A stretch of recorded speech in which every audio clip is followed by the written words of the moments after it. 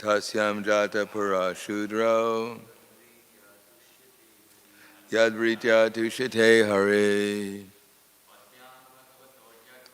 padvyam bhagavato gyagye shushusha dharma siddhaye satyam jata para shudro yadvritya tushite hari. Ladies, Padyam Bhagavato Gyagye Shushusha Dharma Siddhaye Satya Yata Para Shudro Yadvritya Tushite Hari Yadto Jagye Shushusha Dharma Siddhaye Tasyam Jata Para Shudro Yadvritya Tushite Hari. Padvyam, from the legs, Bhagavataha, of the personality of Godhead. Yagye, became manifested. Sushusha, service. Dharma, occupational duty. Siddhaye, for the matter of. Tasyam, in that. Jata, being generated. Pura, formerly. Shudra, the servitors. Yadvritya, the occupation by which tushite becomes satisfied. Hari, the Supreme Personality of Godhead.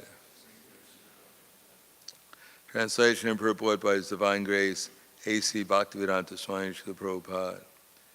Thereafter, service was manifested from the legs of the Personality of Godhead for the sake of performing the religious function, situated on the legs of the Shudras who satisfy the Lord by service. Purport. Service is the real constitutional occupation of all living entities. The living entities are meant to render service to the Lord, and they can attain religious perfection by this service attitude. One cannot attain religious perfection simply by speculating to attain theoretical knowledge. The Jnani division of spiritualists go on speculating only to distinguish the soul from matter, but they have no information of the activities of the soul after being liberated by knowledge. It is said that persons who only mentally speculate to know things as they are and who do not engage in the transcendent loving service of the Lord are simply wasting their time. It's clearly said here that the principle of service was generated from the legs of the Lord for the sake of perfecting the religious process. But this transcendental service is different from the idea of service in the material world. In the material world, no one wants to be a servant. Everyone wants to become the master, because false mastership is a basic disease of the conditioned soul. The conditioned soul in the material world wants to lord it over others. Illusion by the external energy of the Lord is forced to become a servant of the material world. That is the real position of the conditioned soul. The last snare of the illusory external energy is the conception of becoming one with the Lord, and due to this conception of the illusioned soul, remains in the bondage of material energy, falsely thinking himself a liberated soul and as good as Narayan. It is actually better to be a Shudra than to be a Brahmin and not develop the service attitude, because that attitude alone satisfies the Lord. Every living being, even if he be a Brahmana by qualification, must take to the transcendental service of the Lord. Both Bhagavad Gita and the Śrīmad-Bhāgavatam support the service attitude to the perfection of the living entity. A Brahmana, Kshatriya, Vaishya, or Shudra can perfect his occupational duties only by rendering service unto the Lord. A Brahmin is supposed to know this fact due to his perfection in Vedic wisdom. The other sections are supposed to follow the direction of the Brahmana Vaishnava, one who is a Brahmana by qualification and a Vaishnava by action. This will make the entire society perfect in regard to the order of its social construction. A disordered society cannot satisfy either the members of the society or the Lord.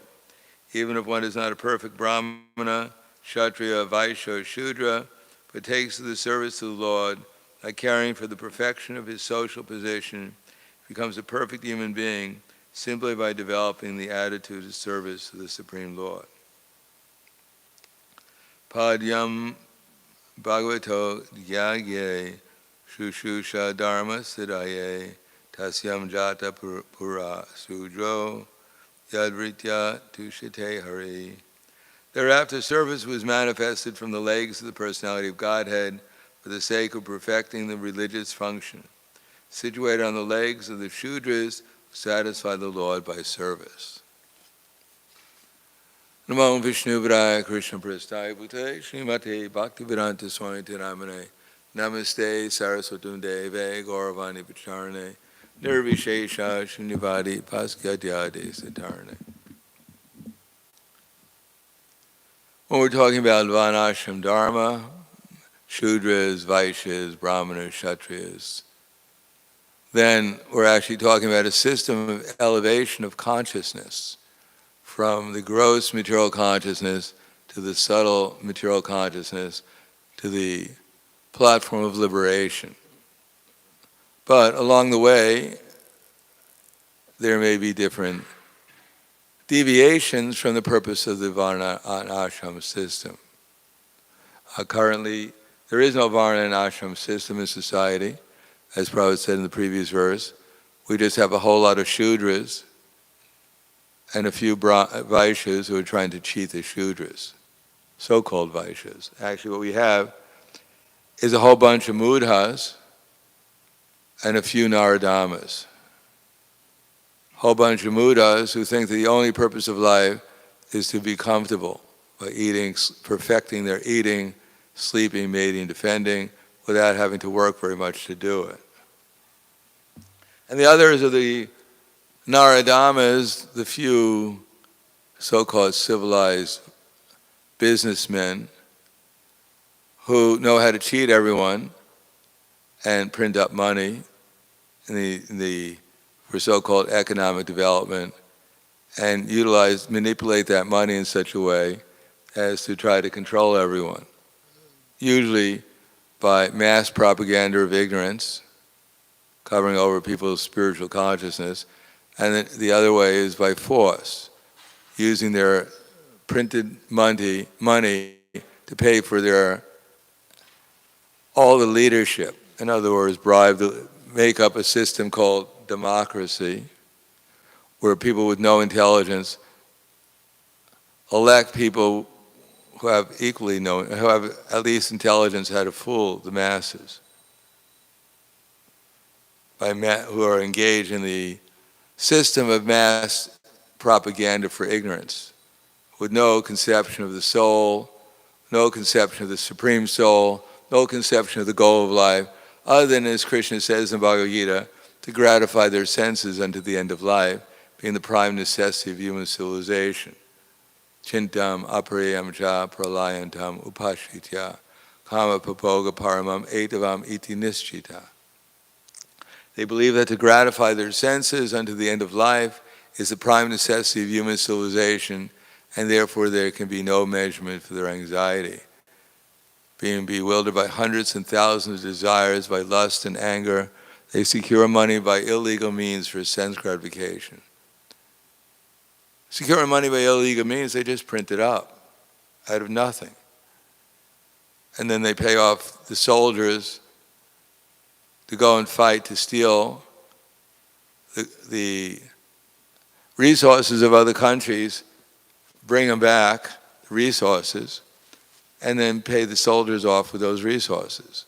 In other words, the whole thing is based upon either violence or cheating or ignorance. So such a civilization cannot last because it's not a civilization. It's simply animals fighting with each other for the resources, for God's property.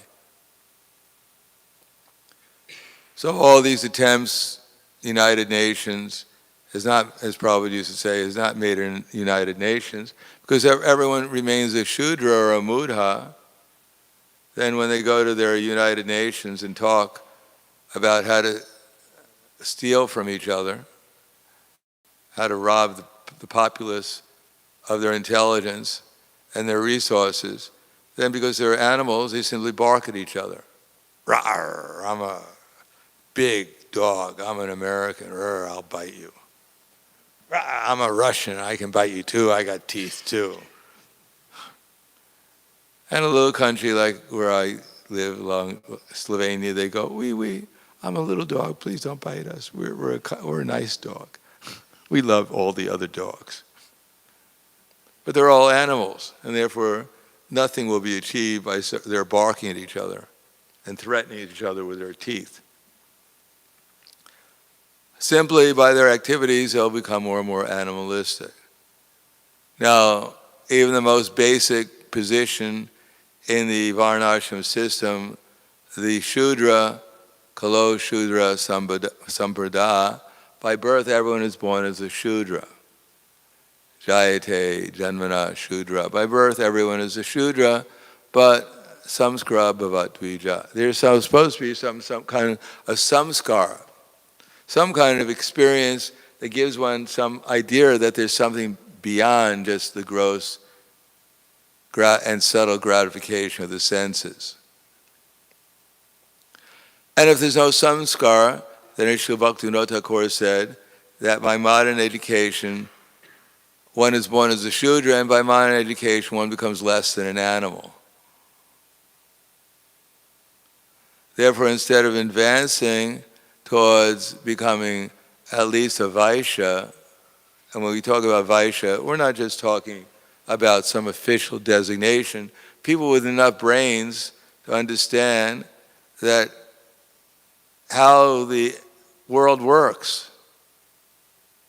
Krishna told Nanda Maharaj that you don't know how the world works.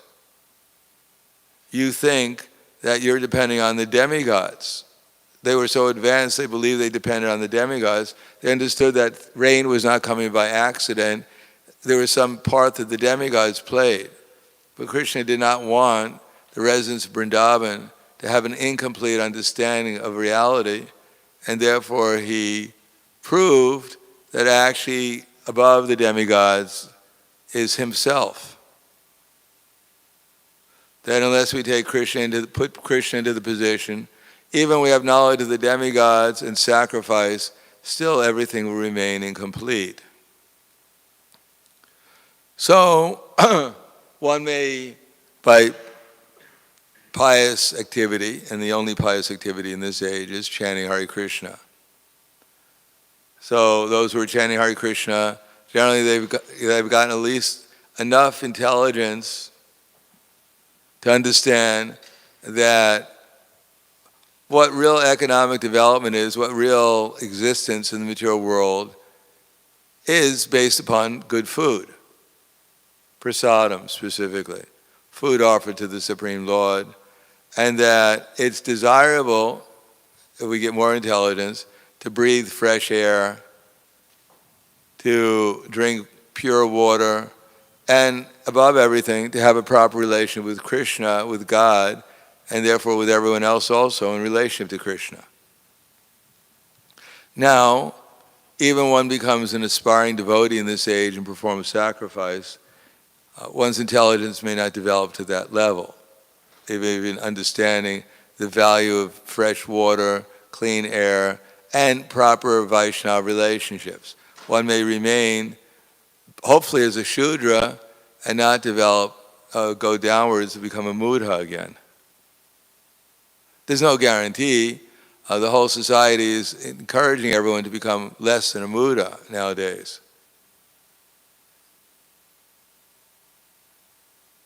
Therefore, if one comes to the platform of chanting Hare Krishna, one may become purified enough to understand some basic principles of reality, But then if one understands those positions and utilizes it for his sense gratification, then instead of becoming a Vaishya in the category of elevation in the modes of nature, one becomes a Naradama. One joins the cheating class of people. One becomes so educated that now he can sell paintings and make money easily by cheating people. He becomes a businessman. And he thinks he's above all the Shudras because he can make money and control people. But if one stays on that platform, generally in Kali Yuga, one will eventually become a Mudha again. Now those who actually have some intelligence and can elevate themselves by the service attitude, especially to the holy name and Chaitanya Mahaprabhu's movement, one may develop some intelligence that I'm not this body, and that I should take shelter of higher instructions in my activities, specifically to participate in the Sankirtan movement in order to help organize it. One may get the intelligence of being a proper organizer for the Sankirtan movement. Prabhupada writes in the Śrīmad-Bhāgavatam that if one has intelligence to explain Krishna consciousness to others, then one should do that. One should not try to decry Krishna, claiming that oneself, this knowledge is coming from oneself. One has ideas, so many interesting ideas that make everything so complicated that we can't understand what the person's talking about when he's explaining things in Krishna consciousness. But they're so profound and interesting that they keep everyone awake trying to figure out what is this devotee saying. He must be really beyond all of us because he's saying things that probably he can't even understand. That one has to hear, actually by development of knowledge, everything should become simpler and clearer, not more and more complicated. That's a symptom of the Mayavadis, impersonalism. Making everything one and not being able to see the distinctions between things.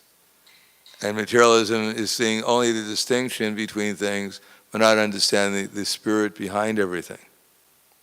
So one may rise up to becoming an organizer.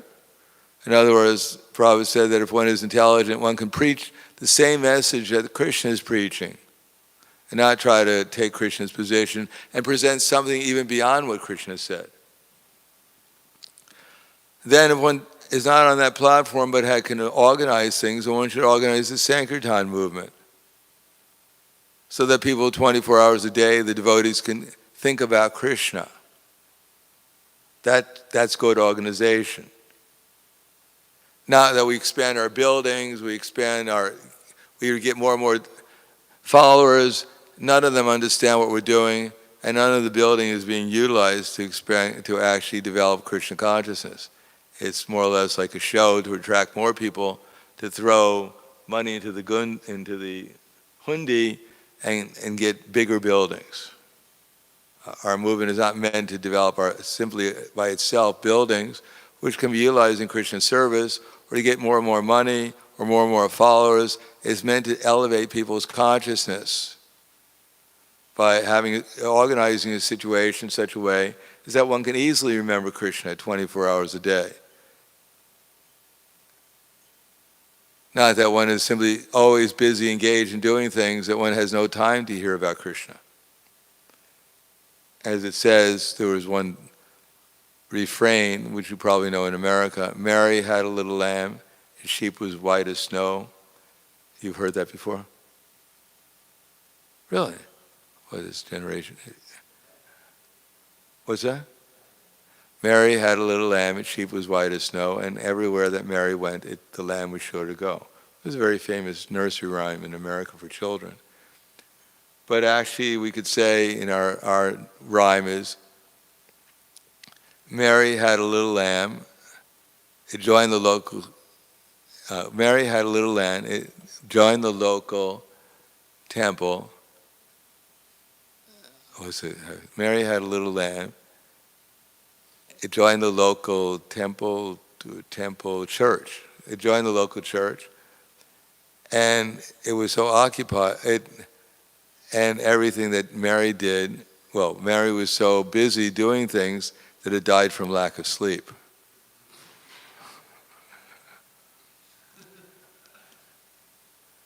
Mary had a little lamb, it would have become a sheep, but joined the local temple and died from lack of sleep.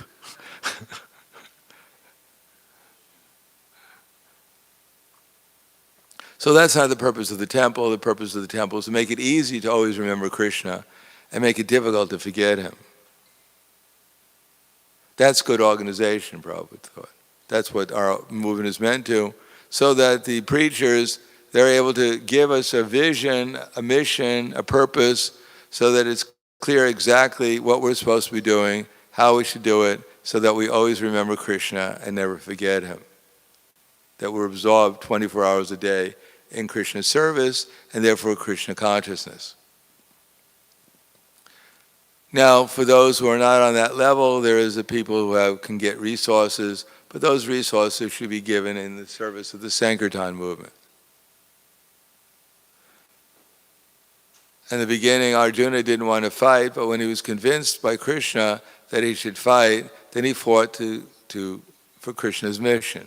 Similarly, for those who are organizers, when they're convinced that they should organize for Krishna, then they should utilize the resources given by those who collect the resources in order to further the Sankirtan movement.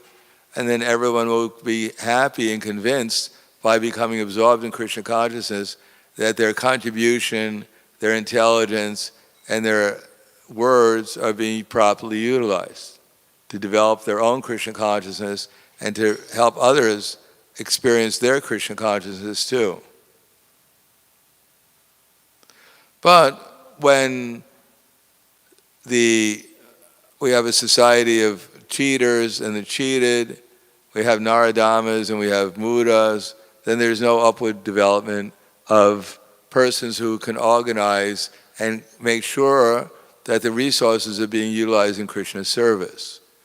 In Bhagavad Gita, Krishna spoke to the sun god specifically for that, to protect the citizens from the lust of the Naradamas and from their own lust, who simply want to utilize all the resources in the world for their sense gratification. And of course, those who are demons, because that's what Naradamas and Mudhas and Maya Pritagyanas and Asuram Bhavamashrityas, they're all demons, they're against Krishna. Ultimately, the satisfaction of the Naradamas or the demons is to control people to the point that they can decide whether they live or die. That's the greatest satisfaction, to be able to exploit them financially, sexually, and even deprive them of their life whimsically. All according to their philosophy of lack of resources, which they themselves are causing by their sinful activities. Because as I said, when you kill the cow and bull, you have to have a whole other mechanism to get food, which entails all kinds of sinful activities. Killing the cow and bull is sinful. It's the greatest sinful activities in themselves. But then plowing to the land to extract its resources for one's sense gratification, building all kinds of technological and industrial machines in order to further their control and their domination and their exploitation of material nature is all sinful. And results is that Mother Earth, like she did with when King Vena was the emperor, she restricts the production of food grains. And therefore there appears to be lack of resources, not due to climate change. The root cause is due to sinful activity. And then because the downward trend is there, therefore those who are demons will claim they will never recognize why the problems exist, that they themselves are creating the problems. Instead, Maya will further misdirect them to create even more problems, even a more hellish situation, so that they can go to hell and all their followers will go to hell with them. I'm sure Yamaraj is busy trying to invent a new hell for the people of Kali Yuga, because all the other hells are probably not sufficient. So when one becomes a director of society, but one has lost his intelligence, he's called a Maya Pritigyana. He's able to use words in such ways to convince people with no intelligence that he's saying something intelligent. But because they have no intelligence, therefore that by following their instructions, one goes further and further away from Krishna. And then they're repeating the leaders of society, the managers of society, or organizing society, basically to degrade people to the lowest possible existence, are getting help from the people who are Maya Pritigyanas. Basically, they were pious enough to utilize their resources to organize for following the Varnashram system in some previous lifetime. Therefore, they were given some intelligence in this lifetime to understand something higher, but they misuse it to decry God and claim that they're God. They understand something about spirit, but they think that they're the supreme spirit. Therefore, they're the greatest demons, like Shringi. They curse even the pious, organized the society like Pariksha Maharaj, and therefore send the whole society to hell. So basically speaking, the main point is that the so-called modern educators, the mass propaganda, the reporters, the newspapers, the investigative journalists, the so-called leaders of society, they're all demons nowadays, practically speaking. They're all envious of God, and they're organizing, because they're all they're all Naradamas, they're all demons. The people with no intelligence are paying off the people with so-called knowledge to misdirect the society. They pay the so-called organizers society to mislead society, all based upon atheism, impersonalism, and materialism, voidism. So Prabhupada came to defeat that philosophies. Namaste Saraswati Deve Gauravani Pracharne Nirvishesha Shunyavadi Paskatyade Satarne. Because materialism ultimately winds up in voidism, and impersonalism is just another side of materialism. So our movement is meant to convince people that Krishna is the Supreme Personality of Godhead, and that whatever their situation is, they should try to utilize their resources in Krishna's service, whether it be their money or their intelligence or their words or their very life in Krishna's service.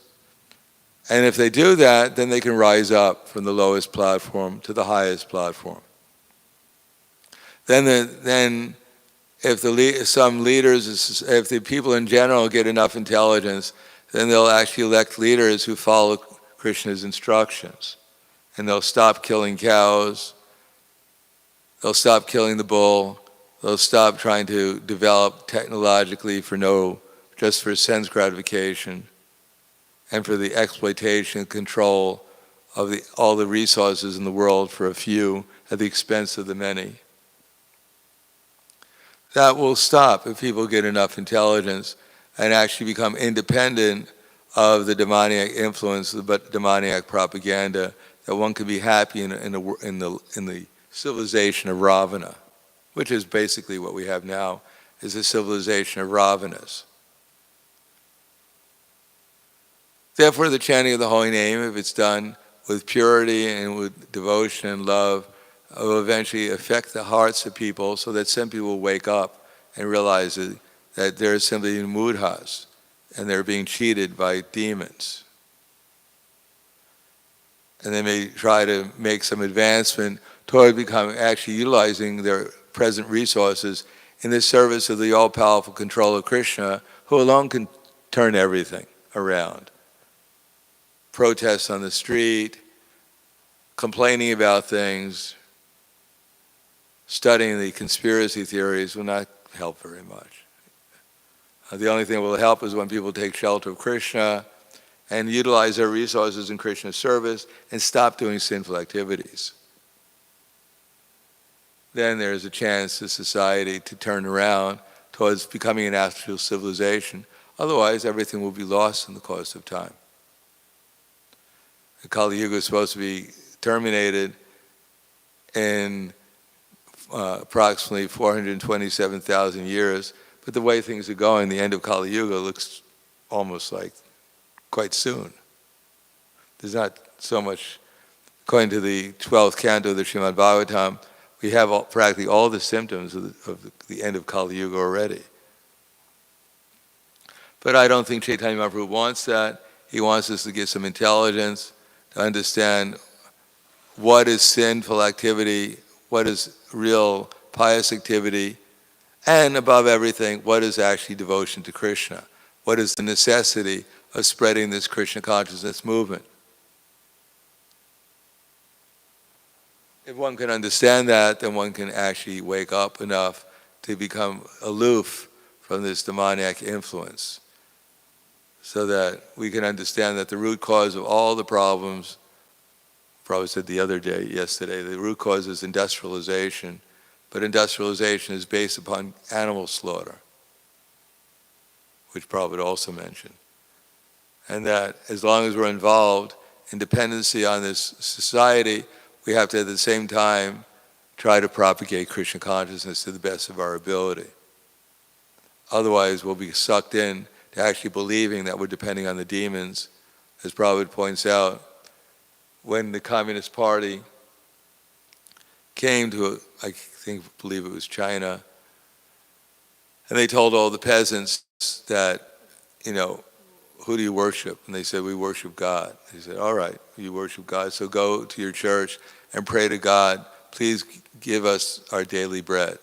So all the peasants, they went to the church and they prayed, my dear Lord, please give us our daily bread.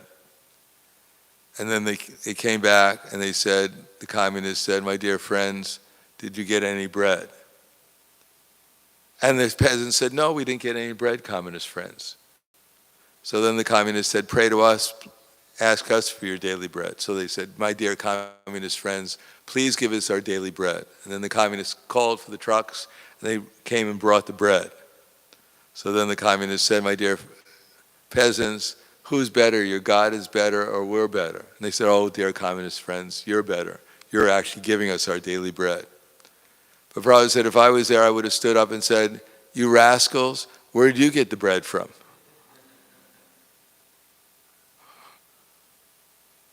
So we have to understand things properly, so we feel dependent on Krishna rather than depending upon the circumstances that this most demonic civilization is leading to. We heard about the end of Kali Yuga, where people would be eating their own children, there would be famine and disruption but it appears that we're getting a sneak preview of the end of Kali Yuga. One time Prabhupada was in a big television show, and the moderator, the interviewer, asked Prabhupada and his followers, they did kirtan, and Prabhupada spoke, and he spoke about Kali Yuga, the end of Kali Yuga. So the moderator, he said, Swamiji, where will you and your followers be at the end of Kali Yuga? And Prabhupada smiled and said, we won't be around to see all the fun. So for those who are serious about Krishna consciousness, we would have missed seeing the end of Kali Yuga. But Krishna is giving us a sneak preview now, so we can understand the real value of taking shelter of Krishna rapidly. So we don't have to wait around until the end of Kali Yuga. So I'll stop there. Thank you. Any questions or comments?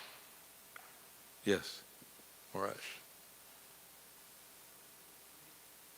By the way, that everything from Shudra to Vaishya and Kshatriya and Brahman is a development of service attitude, not this development of dominating the lower caste, the lower persons. That sense actually is a symptom of the demoniac society. Similarly, in our society, the higher one's position goes, if one utilizes that for one's sense gratification and not utilized in the service of Krishna, then the result will be that one will simply fall into illusion, thinking oneself to be superior to others, and lose the actual sense of service and Krishna consciousness. If that attitude of service is lost, in whatever position we have, then our whole consciousness is lost. Yes, Maharaj. Yeah, you kind of mentioned it, at least indirectly, in regards to the Varnashram system. There's verses in the 7th chapter of Bhagavad Gita where we have the 4 kinds of demoniac and the 4 kinds of pious. And I always felt that those were connected, that the Maya Parhita Jnana was like Brahmana gone sour. And Kshatriya gone sour. What's that? Kshatriya gone sour. Kshatriya gone sour. Well, I thought, okay. Well, then what is the Ashuram Bhava Mashrita? That's the Brahmins go sour. And the Mudha is Sudra gone sour. Yeah. And the Vaishya is Adama Naradamas. Right. So those are connected. Yeah, they're definitely. And So- also the 4 kinds of pious ones are connected as well, right? Yeah, of course. The Jnani is the Brahmana and the... Yeah, of course. That's in the purports of Baladev and Vishwanath Chakravarti Thakur, but Prabhupada chose not to mention them, but he explains that in his purport. But that's their purport to it. Okay. It's in the purport? It's in their purports. Oh, okay, right. Because I'd never read that anywhere, but it just seemed to me that Yeah, there of was course. a connection Everything. there. As Prabhupada said, we have the most consistent, exacting, and voluminous due to the unbreakable system of disciple succession. So everything fits together. There's no loose ends in our philosophy. There's actually a funny saying that I ran across some years ago that's on this topic, that it said that a reasonable man will adjust himself to his environment, and an unreasonable man will try to change his environment to suit himself, and therefore all progress is made by unreasonable men. So-called progress. So-called progress. Progress to the lower existence. Right. In ancient times, you had Digging to... one hole to making a big building by digging a hole somewhere else, then breaking it down and digging another building somewhere. And they call that progress. Making everything complicated. Maya Sukhaya. Yeah. Maharaj, what is...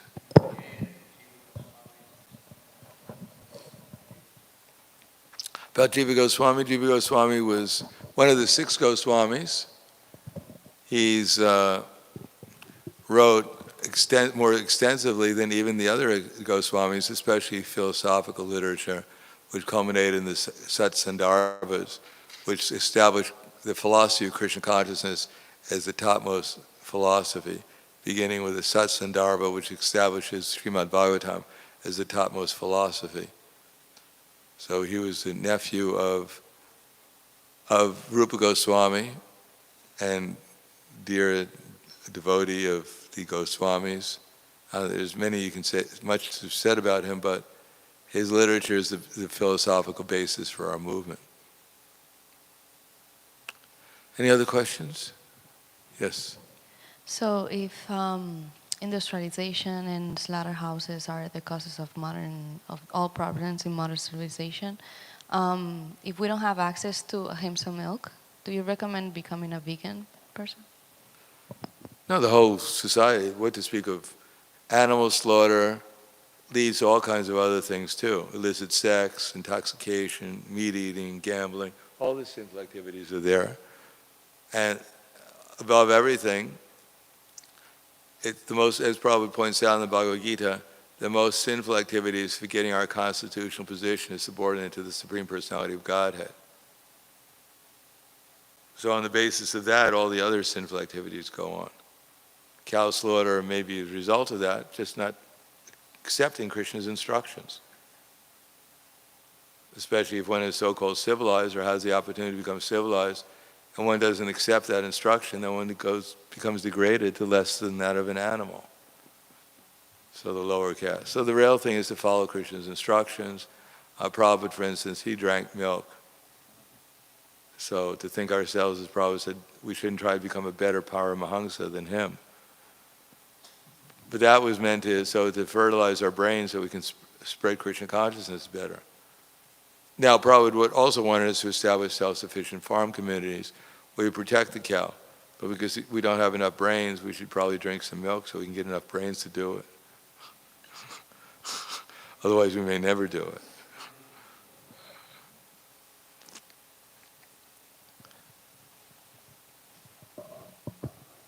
Hare Krishna Maharaj. I was just thinking about this point of varnashram. I've heard that Prabhupada's statement that people would flock our farms by the millions. Now, from that understanding, it would seem that I don't think that everyone would take up to the process of sadhana bhakti, which it's a pretty high standard, chanting 16 rounds, following the four regular principles. So, what can be expected, or what should we expect of people that maybe come close and become friends of Krishna? And well, we're Prabhupada wanted this movement to be primarily a Brahminical movement, to teach people how to perform sacrifice, especially the sacrifice of chanting the holy name. We have no ability to organize any real society right now to engage people, except for a few devotees. We can hardly engage the few devotees who come. But to speak of ordinary people who don't follow the principles, instead of engaging them, they'll engage us. Most of our bridge preaching, we have the devotees on one side of the bridge and the non-devotees on the other side. Most of our bridge preaching winds up with the devotees crossing to the wrong side of the bridge. In the name of bridge preaching. So we have to become convinced of the importance of the holy name, but we should also have a vision in the long term that when we spread this cultural revolution of Krishna consciousness, then the establishment of Varna and Ashram will become important even for ordinary people. But we can also organize around Varnashram, because when there's intelligent people preaching Krishna consciousness, they're Brahmins. They don't have to be officially designated as Brahmins, but that's what Brahmins are meant for. When those who are organizing, they're taking the role of the management, or the Kshatriyas, or those who are supplying the resources of their Vaishyas. We don't have to designate them. We have to engage them in the Sankirtan movement, the mission of Chaitanya Mahaprabhu. Then they'll be automatically engaged according to their nature. But this idea of just designating people, this will just add on to our already existing unlimited upadhis that we have, and simply cover us, and make us even more proud than we are already, or more depressed than we are. Such designations are useless, because we're trying to just establish that we're eternal, we're servants of the servants of the servants of Krishna, and that alone will keep us above Kali Yuga. Becoming a Brahmin or so-called Brahmin or Kshatriya Vaishya and acquiring these designations, these other false designations, will keep us in Kali Yuga firmly. Just make us more puffed up that we're better than the other materialists. We're elevated materialists. We're not just ordinary fools, we're super fools. We got our designations to go along with it. Anything else? Thank you, Maharaj. I wanted to ask, you mentioned that generally people who cannot be directly engaged, they have to try to help the Sankirtan mission by giving the result of his work. So generally, many places Srila Prabhupada is saying they have to give 50%. I wanted to ask, 50% means all the money that they make, 50% of this, or whenever they cover their expenses, whatever is left? Well, send me the person who's trying to figure that out. We can talk to them. Generally speaking, they're trying to figure out whether it's 1% or 2%, or any percent. We haven't been able to convince anyone to give, generally the devotees don't give 0%. What to speak of 50%? It's quite a leap. But then you have to have a society which is worthy of accepting the contributions too. That it's clear whether the contributions are going to go to are actually creating a successful spreading of Krishna consciousness, rather than that we're throwing our money into a black hole and it disappears. That's not very encouraging for people who are working hard to get the money. They should see it as actually being used in a productive way. then they'll be enthusiastic to give more money. Yes, Morris.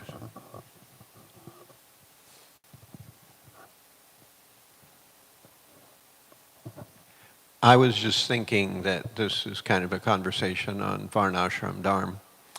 And generally we talk about the difference between regular Varnashram Dharma and Daivi Varnashram Dharma. Would you like to say some things about the difference between the two? There is no difference. There's a difference between Asura Varnashram, which is what which described a Varnashram of Mudhas, Naradamas, Mayapriti Gyanas, and Asuram Bhavam Ashrityas.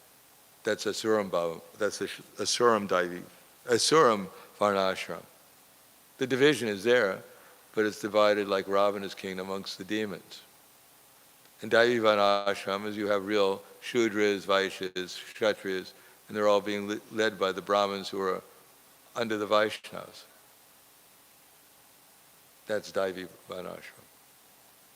They know that the purpose of life is to always remember Krishna and never forget him, not kill Krishna, and take his place and claim oneself to be the friend of everyone, the enjoyer of everyone, and the controller of everyone, of everything and everyone. That's a Suram Bhavam. That's a Suram Daivam. It's a Suram Varnashram. The attempt to become the controller, the enjoyer, and the controller of everyone. The so-called well-wisher. Okay. Grantaraj Śrīmad-Bhāgavatam ki jai. Srila Prabhupada ki jai. Gaur Premanande.